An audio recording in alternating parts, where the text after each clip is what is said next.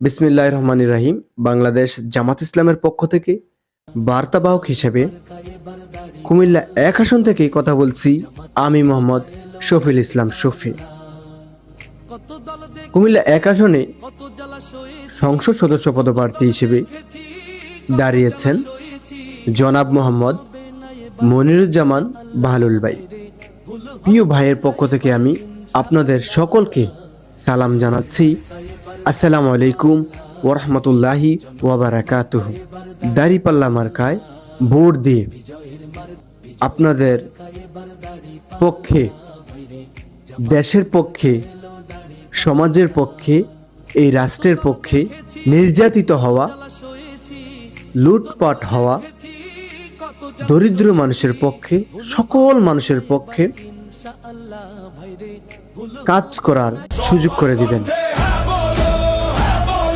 একটাবার সুযোগ করে দিয়ে দেখেন ভাই, বাংলাদেশ জামাত ইসলাম কাজ করে কিনা। তাই আপনি যদি সুযোগই না দেন তাহলে কিভাবে বুঝতে পারবেন? আপনার পরিবার, পরিজন, আত্মীয় স্বজন সকলকে বলবেন একটাবার ভোট দিয়ে সুযোগ করে দেওয়ার জন্য, যাতে আপনি দেখতে পারেন যে জামাত ইসলাম কি করে দেশের জন্য।